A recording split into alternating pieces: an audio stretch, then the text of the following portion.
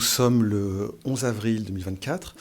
Nous sommes dans les locaux de la chambre disciplinaire de première instance de l'Ordre des médecins d'Auvergne-Rhône-Alpes. Je suis avec le docteur Rafalovic que je vais représenter aujourd'hui dans le cadre d'une audience qui porte sur l'obligation vaccinale et le fait pour un médecin de pouvoir s'exprimer concernant cette obligation vaccinale.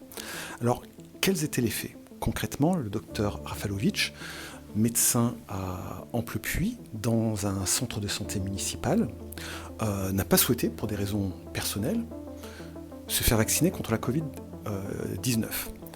Là, il a, dès lors, le maire de la commune a considéré qu'il ne pouvait plus, en application de la loi du 5 août 2021 sur l'obligation vaccinale, exercer.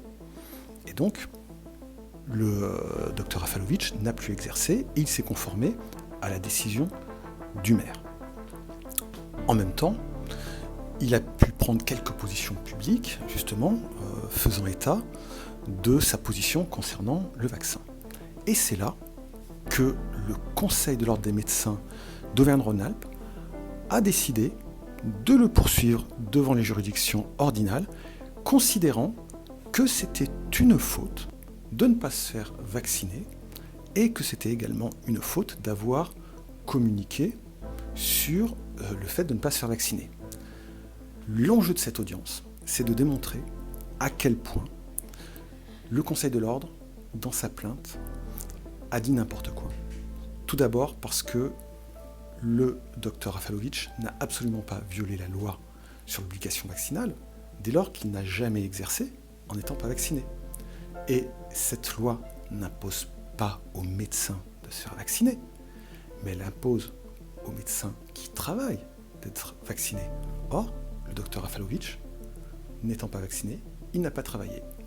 Donc, on va pouvoir démontrer à la chambre disciplinaire qu'il n'a pas violé la loi sur l'obligation vaccinale. Deuxième point, sur la communication, bien entendu, on va rentrer dans le détail sur ce qu'il a dit, qui n'enfreint absolument pas le code de déontologie, et puis on va débattre sur la liberté d'expression des soignants. Donc, docteur, comment, sans rentrer dans le détail justement de ces différents points, comment vous appréhendez cette audience tout de suite, qui va commencer d'ici 10 minutes ? C'est difficile. Je vous fais confiance, maître, parce que j'ai vu comment vous avez défendu d'autres médecins.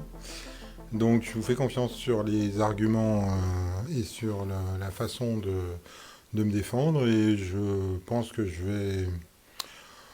vais vous laisser répondre le plus possible, parce que je maîtrise pas toutes les astuces qui permettent de se faire coincer dans le droit, et voilà, je peux pas en dire plus.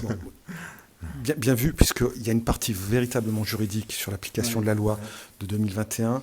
Ça va être à moi, bien entendu, de prendre la parole, de défendre cela, et même sur la liberté d'expression des médecins aussi.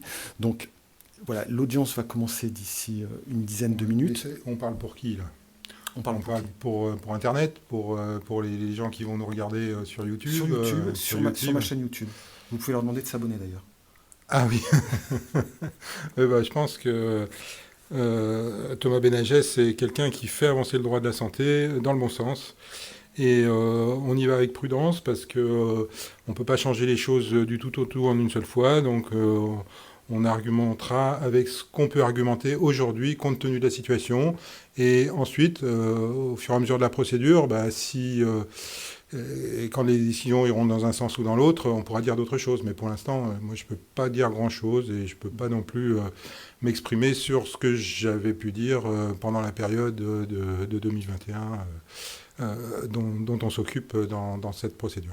Ouais, moi, ce que je peux dire déjà au niveau de la décision qui pourrait être rendue, donc devant la chambre disciplinaire, ce que vous encourez, c'est des décisions, ce sont des sanctions ordinales, l'avertissement ou le blâme. Ensuite, au-dessus, une suspension de 1 à 3 mois avec ou sans sursis. Et pour les sanctions. Et pour la sanction la plus forte, nous pourrions avoir la radiation du docteur Rafalovic. Sur ce, je vous remercie pour cette écoute et nous nous retrouvons pour une prochaine vidéo pour le délibéré. Merci, au revoir.